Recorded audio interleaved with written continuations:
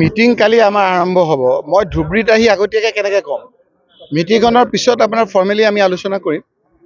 আমাৰ কালি মিটিং পাতিছে আমাৰ বিৰোধী ঐক্য মঞ্চৰ যিখন আমাৰ কমিটি আছে, সভাপতি ভূপেন বৰা, লুৰিণজ্যোতি গগৈ আমাৰ সম্পাদক, তাত সকলো আমাৰ পলিটিকেল পাৰ্টিৰ লোকসকল যাব।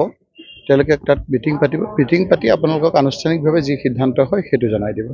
বিজেপিত ইতিমধ্যে তিনিটা গোটৰ সৃষ্টি হৈছে, সোণোৱালপন্থী, দাদা ব্ৰিগেড আৰু পুৰণি বিজেপিয়ে ইতিমধ্যে ভাগে ভাগে মিটিঙো কৰা দেখা গৈছে।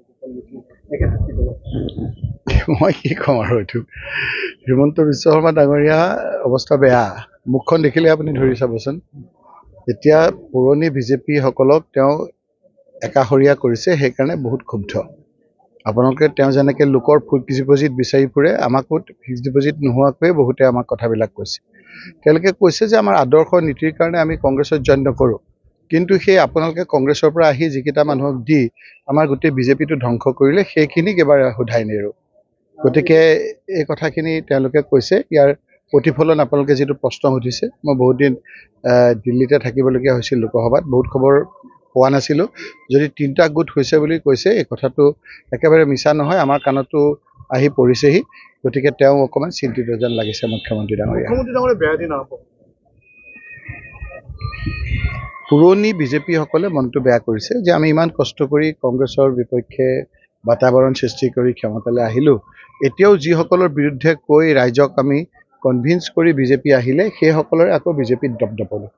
আৰু সেইকাৰণে এতিয়া বিজেপি পুৰণিসকল ঐক্যবদ্ধ হৈছে, জাইলং থাকিলং ৰূপ লৈছে। গতিকে তেওঁ হয় এওঁ জাইলং, নহয় তেওঁলোক থাকিলং। ইতিমধ্যে অশোক শৰ্মাই যোৱাকালি বিজেপি দল ত্যাগ কৰিছে। এইটো মাত্ৰ আৰম্ভণিহে আপোনালোকে দেখিছে। বহুতে নাহে, বহুতে আপোনাৰ কৈছে যে আমি নীতি আদৰ্শত নাহোঁ, আমি বিজেপিতে থাকিম। কিন্তু যিখিনি আপোনালোকে পঠিয়াই পেলাই মানুহ আহি আমাক অসুবিধাত পেলাইছে, সেইসকলক আমি বিজেপিৰ পৰা অব্যাহতি দিম। ৰাজেন গোহাঁই ইতিমধ্যে কেইবাটাও মিটিং কৰিছে পুৰণি বিজেপিত, তেওঁ কংগ্ৰেছত অহাৰ কিবা সম্ভাৱনা আছে? মই নাজানো, কিন্তু বহুত বিজেপি মানুহ বিজেপিত থাকিয়েই যিসকল এতিয়া কংগ্ৰেছৰ পৰা গৈ বিজেপিৰ চৰকাৰৰ উৎপাত কৰিছে, তাৰ উৎপাতত পুৰণি বিজেপিসকল কুণ্ঠাচা হৈছে, তেওঁলোক সকলো ঐক্যবদ্ধ হৈছে বুলি খুব সুচাৰ।